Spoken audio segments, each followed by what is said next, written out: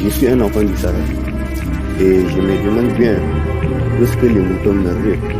et démocrates appuient choquer un programme aussi tordu et chanté depuis le République d'Afrique, comme s'il s'agit de montrer la vision idéaliste de la démocratie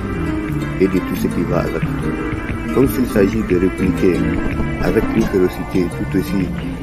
cruelle que le temps, quitte à libérer les chiens de garde qui épaulent la police ou la justice. Même s'il s'agit d'interpréter un rôle tout aussi similaire à celui des Jacques Foccart. Même s'il faut exclure les membres irrespectueux de la secte qui ont choisi de ne plus sacrifier cette énergie nécessaire à faire du mouton politicien un héros aux yeux de la sorcière capricieuse, tout comme des loups originaires de l'Occident. Même si c'est aussi confidentiel qu'un système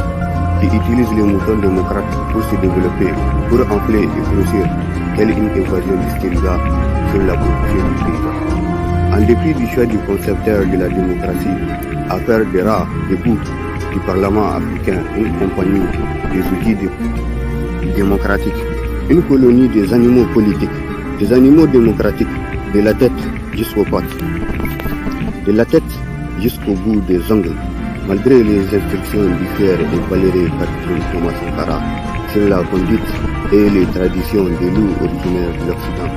Des loups qui n'hésitent pas à prendre à bras le corps tous les problèmes cruciaux du caprice de l'économie française et européenne. Oui, malgré les instructions du vaillant Thomas Sankara, dont les nobles sacrifices a contribué à notre torrent d'émotions rebelles qui est tout aussi similaire à celui de la patrie des hommes intègres. Même si le désir du mouton psychopathe,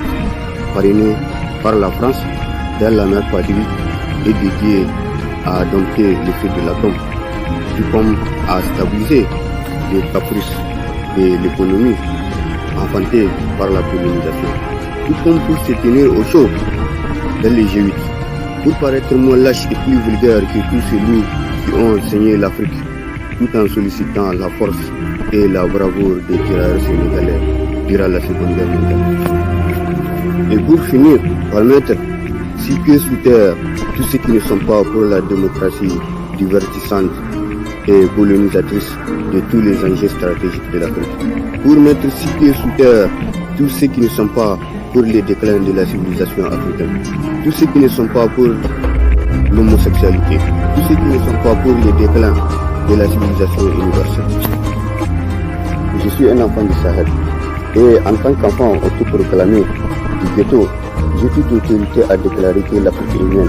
J'ai aussi toute autorité à déclarer que mon pays n'appartient pas à la coopération parasitaire du mouton avec la démocratie européenne et que le mouton ne représente que le désir délirant du néocolonialisme occidental. Et sachez aussi que j'ai un sentiment de peine et de fierté vis-à-vis du panafricanisme aguerri de Patrice Lumumba et surtout de la révolution qui a animé le fier et valeureux capitaine Thomas Sankara de la patrie des hommes intègres. Malgré les troubles obsessionnels et compulsifs du mouton économiste de la Côte d'Ivoire ou du mouton naïf du Niger qui a corrompu sa conscience et surtout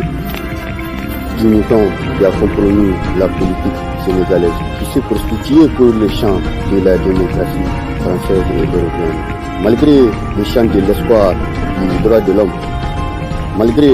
les délires de la communauté internationale, malgré le Conseil banal de sécurité de l'ONU, malgré l'effort et le plaisir de l'UNICEF comme de l'UNESCO, malgré les relations profondément malsaines de la CEDEAO, malgré la trahison de l'UEMOA qui s'obstine à planter le couteau de l'indifférence dans 14 pays de l'Afrique de l'Ouest, et même si les terres de l'Afrique pourraient craquer, et même si récemment un mouton mignon a eu la sagesse de montrer au monde entier qu'il est un humaniste accompli, malgré les grès du berceau de la francophonie meurtrie par une politique géométrique et esclavagiste. Même si les vieux moutons au traumatisme profond a verni le Cameroun sur les biens fondés de sa politique archaïque et machiavélique.